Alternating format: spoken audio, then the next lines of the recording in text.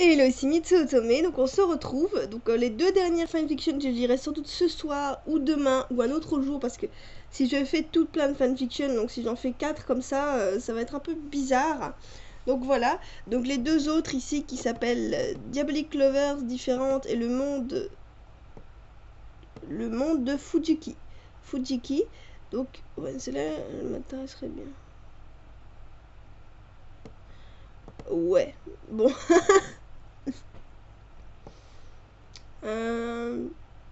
Non, je crois que je vais toutes les faire en fait.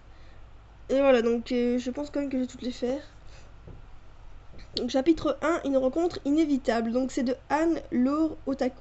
Donc si vous voulez mettre de la musique, vous la mettrez vous-même parce que moi si je la mets, ça risque de me perturber. Le sang éternel, c'est l'histoire. Hein. Alors que tout allait emménager dans un manoir inhabité depuis 5 ans, tu rencontres un charmant jeune homme. Alors que tu allais emménager dans un manoir inhabité depuis 5 ans, tu rencontres un charmant jeune homme. Bonjour, bonjour. Vous allez habiter ici. Donc voilà, ce mode d'écriture, moi, ça me va parfaitement. J'arrive à m'y retrouver mieux. Vous allez habiter ici? Oui. Pardonnez mon impolitesse, je me présente, je me nomme Dimitri.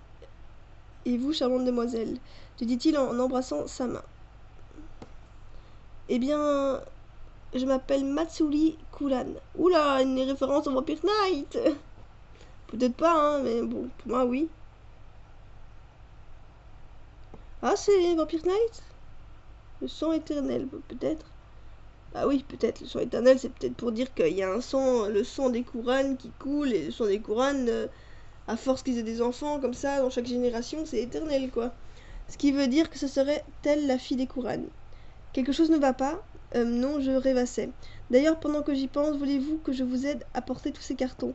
Oui, un peu d'aide ne serait pas de refus. Très bien, alors c'est partout. Oui, c'est partout, c'est parti. Une fois tous les cartons transportés à l'intérieur, nous décidions de prendre un thé sur la terrasse. Dimitri, ça me fait penser au vampire dans un secret, je sais pas pourquoi. Quand soudain quelqu'un s'infiltra dans la cour pour me susurrer à l'oreille. Tu as l'air si appétissante, et si je commençais par rendre tes lèvres miennes? Ah! Toi dégage de ma... Attends. Toi dégage de Matsuri. Tu es toujours aussi possessif et si je refuse. Alors ce sera un combat à mort, très bien. Tout en disant ça, il s'est mis à descendre au niveau de mon cou pour la mordre. Pour le mordre. Je laisse échapper un petit bruit malgré moi. Ça fait mal? Ça fait mal? Ah, c'est elle qui le dit. Ça fait mal! Arrête ça tout de suite! Soudain, Dimitri se mit à courir vers ma direction pour essayer de l'arrêter, mais il s'était déjà échappé. Tout va bien, Matsuri?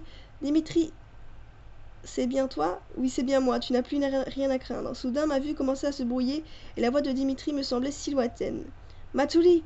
Quelques heures plus tard, je me réveilla dans un lit qui m'était familier. As-tu enfin réveillé? Je commençais à m'inquiéter. Dimitri, mais où sommes-nous? Nous sommes chez toi. J'ai aménagé ta chambre et les autres pièces. Oh, purée, mais il est trop gentil! Merci, mais ce n'était pas la peine, je pouvais le faire moi-même. En voyant ton état, je ne pense pas, mais je pense qu'un bon bain te fera du bien. Oui, tu as sans doute raison. Pendant ce temps, je préparais le dîner.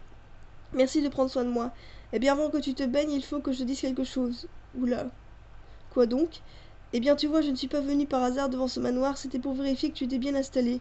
Mais comment connaissais-tu où j'allais habiter? Eh bien, tes parents m'ont demandé de veiller sur toi pour pas que tu finisses comme ta sœur. Comment ça, comme ma sœur? Eh bien, ta sœur est possédée par un sorcier nommé Angela. Elle ne pouvait pas lutter contre la malédiction qui s'abat sur ta famille depuis des générations. Ce qui veut dire que moi aussi, je suis possédée par... Oui, malheureusement, ne t'inquiète pas, je te protégerai et jamais cela n'arrivera, d'accord? D'accord. Bon, je te laisse te remettre de tes émotions quand tu seras prête, rejoins-moi dans le hall. Attends, je voulais te demander une dernière chose qui était le type de tout à l'heure. Tu veux vraiment le savoir? Oui, dis-le moi, je t'en supplie, j'ai besoin de savoir. C'était un vampire. Un vampire? Mais il m'a mordu, ça veut dire que... Il va me transformer en vampire? Non, Matsuri, t'inquiète pas. De toute façon, si t'as le nom Kuran, euh, ou alors ça n'a rien à voir, mais bon, dans une histoire de vampire, avoir le nom Kuran, pour moi, ça veut dire que ce serait une vampire. Ou peut-être comme Yuki. C'est une humaine, mais en fait, c'est une vampire. Ces attributs de vampires ont été cachés, peut-être. Que si on la mort, ils vont se réveiller. Quelque chose comme ça. Donc voilà, c'est une histoire très intéressante. Donc moi, j'aime bien le mode d'écriture. Ça me plaît bien, donc je pense que ça plaira sûrement à beaucoup. Donc si vous voulez lire la suite, comme d'habitude, je vous mettrai le lien dans la description du chapitre 1. Vous voulez lire la suite, tout simplement, vous cliquez sur continuer à lire la partie suivante.